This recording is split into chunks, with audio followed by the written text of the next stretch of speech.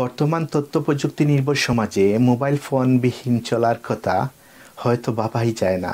তবে আমরা কি জানি অনিয়ন্ত্রিত এই মোবাইল ফোন ব্যবহার আমাদের প্রজন্মকে কীভাবে নীরবে অন্ধকার ভবিষ্যতের দিকে নিয়ে যাচ্ছে? একটি ডিভাইস একটি শিশুর ভবিষ্যৎ কীভাবে নিয়ন্ত্রণ করছে? আমাদের অজান্তে আমাদের প্রজন্ম আসলে কী শিখছে? যুক্তরাজ্যের যোগাযোগ নিয়ন্ত্রক সংস্থা অফকমের এক সমীক্ষা বলছে 5 থেকে 7 বছর বয়সী ব্রিটিশ শিশুদের প্রায় 1/4 কাছে স্মার্টফোন রয়েছে। এপ্রিল মাসে প্রকাশিত অফকমের তথ্য বলছে 38% শিশু সামাজিক যোগাযোগ মাধ্যম ব্যবহার করছে, অথচ এই ব্যবহারকারীদের বয়স কমপক্ষে 13 বছর হওয়া প্রয়োজন। অফকমের এ তথ্যকে ভয়াবহ হিসাবে মন্তব্য করে সচেতন মহল উদ্বেগ প্রকাশ করেছেন। আমরা আসলেই কতটা সচেতন, বিশেষ করে প্যারেন্টস হিসাবে আমরা কতটা কেয়ারিং? 52 বাংলা কমিউনিটি কনসার্নে এ নিয়ে আমাদের প্রতিবেদন। বর্তমান সময়ে অভিভাবকদের জন্য সবচেয়ে বড় চ্যালেঞ্জ হিসেবে আমি মনে করি মোবাইল এবং সোশ্যাল মিডিয়ায় আসক্তি। ছোট বাচ্চাদের জন্য মোবাইল আসক্তি, তারা হয়তো গেম খেলছে কিংবা মোবাইলে ভিডিও দেখছে কিংবা মোবাইলে সিনেমা দেখছে। আর একটু টিনেজার যারা তরুণীদের জন্য সোশ্যাল মিডিয়ার আসক্তি। দুটো আসক্তি আমার মনে হয় অভিভাবকদের জন্য সবচেয়ে বড় চ্যালেঞ্জ। এবং আরও যেটা বড় চ্যালেঞ্জ, যে আমরা অভিভাবক হিসেবে আমরা এখনও অনেকটাই অজ্ঞ যে মোবাইল আসক্তি কতটা ভয়াবহ। আমরা যারা বিশেষ করে সোশ্যাল সার্ভিসের সঙ্গে যুক্ত আছি আমরা জানি যে তরুণীরা যারা সোশ্যাল মিডিয়ায় আসক্ত কিংবা মোবাইলে আসক্ত, তাদের মধ্যে কিন্তু মেন্টাল হেলথ বা মানসিক রোগের প্রবণতা অনেক বেশি।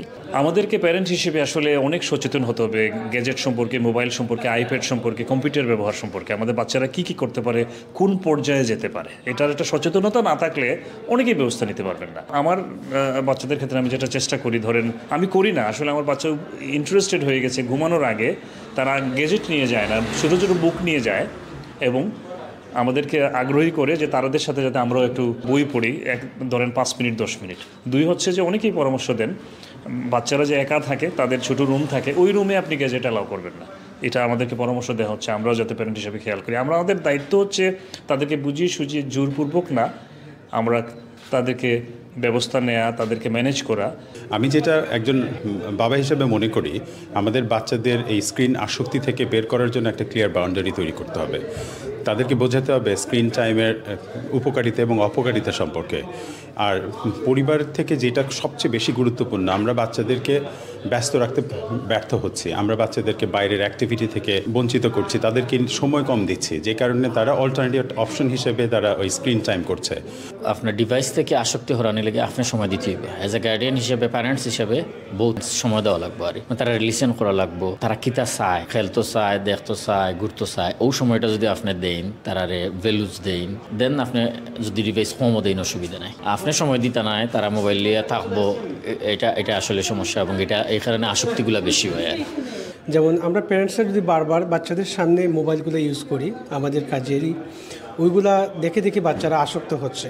এবং খাবার খেতেও আমরা দেখছি যে অনেক ছোটোবেলা বাচ্চাদের খাবার মুখে দিতে আমরা এই মোবাইলটা চালিয়ে দিলাম, একটা গান চালিয়ে দিলাম, একটা কার্টুন চালিয়ে দিলাম। এইভাবে আমরাই দায়ী, প্যারেন্টসরাই দায়ী বাচ্চাদেরকে অ্যাডিকশন করতে। এবং আমি মনে করি তাদেরকে দিনে কোনো একটা সময় বেঁধে দেওয়া দরকার, যে তোমাকে আমরা 1 ঘন্টা খেলতে দিলাম এবং বাকিগুলো তুমি পড়াশোনা করবে বা ফিজিক্যালি অ্যাক্টিভিটি খেলাধুলা করবে। এবং এটার প্রভাব, এই যে পিয়ার চ্যালেঞ্জ আমরা বলি, এর ফলে কিন্তু বাচ্চারা খুব সহজেই বিভিন্ন ধরনের মানসিক রোগে আক্রান্ত হয়। তার মধ্যে রয়েছে খাবারের ব্যাপারে অনাসক্তি। অনেক বাচ্চাই মনে করেন যে মোটা হয়ে যাচ্ছে, খাবে না, কিংবা তাকে এমন 0 ফিগারে থাকতে হবে, ইত্যাদি ইত্যাদি। তো এই ধরনের চ্যালেঞ্জগুলো আমাদের অভিভাবক হিসেবে খুব শুরু থেকেই মনোযোগ দেওয়া দরকার। যত দূর সম্ভব, আমার মেয়ে এখন ইয়ার 10-এ, তার ক্লাসমেট প্রায় সকলের মোবাইল আছে, মনে হয় 5% মোবাইল ছাড়া। আমরা হচ্ছে আমার মেয়ের এখনো মোবাইল নাই। সো এমন না যে আমি ভাবি আর কতদিন তাকে মোবাইল না দিয়ে এইভাবে রাখা যাবে, কিন্তু এখনও রাখার চেষ্টা করতেছি। তাকে যে খোঁজার ব্যাপারটা আপনি দেখেন, যে আমি মোবাইল স্কুলে নিয়ে আসি নাই বলে আমি যে লেট করতেছি, এটা তুমি কিভাবে জানবা, এই কারণে মোবাইল দরকার। এই কারণে আবার আমার ওয়াইফ নিশ্চিত করতেছেন তাকে গিয়ে কালেক্ট করেন। সো তোমার তো আর মোবাইলের দরকার পড়তেছে না যে তুমি লেট করতেছো না করতেছো, সব কিছু আমরা স্কুল দরজায় তো আমরা আসতেছি, আমরা কাউন্টার ব্যবস্থা নিয়েছি। তো এভাবে আপনি যদি একটা বছরও বেশি মোবাইল ছাড়া রাখতে পারেন, একটা বছরও আমি মনে করি যে একটু জঞ্জাটমুক্ত রাখবেন। কিন্তু এক পর্যায়ে তারা মোবাইলে ঢুকবে, অনেক বেশি আইপ্যাড ব্যবহার করবে, অনেক বেশি গ্যাজেটে থাকবে, মাত্র 5 বছর থেকে 4 বছর থেকেই গ্যাজেটে থাকবে। অথবা অন্য জিনিস হতে পারে যে বাসায় থেকে বাচ্চাদেরকে বই পড়ার হ্যাবিট তৈরি করা, পারিবারিক আলোচনায় তাদেরকে সম্পৃক্ত করা, তাদের স্কুলের স্টোরিগুলো প্রতিনিয়ত শোনা, এর মাধ্যমে আমরা তাদেরকে অনুপ্রাণিত করতে পারি অন্য কিছু করতে। কারণ আমরা অনেকেই হয়তো খেয়াল করি না যে ছোট বাচ্চাকে খাবার সময় মোবাইল দিচ্ছি, কিংবা আমাদের আগে যে আমাদের মূল্যবোধগুলো ছিল যে পরিবারের একসঙ্গে খাওয়া, সারা দিনের পরে বাচ্চাদের সঙ্গে গল্প করা, যে স্কুলে কি হলো না হলো, এগুলো কিন্তু আমরা এখন একদমই বাদ দিয়ে দিয়েছি।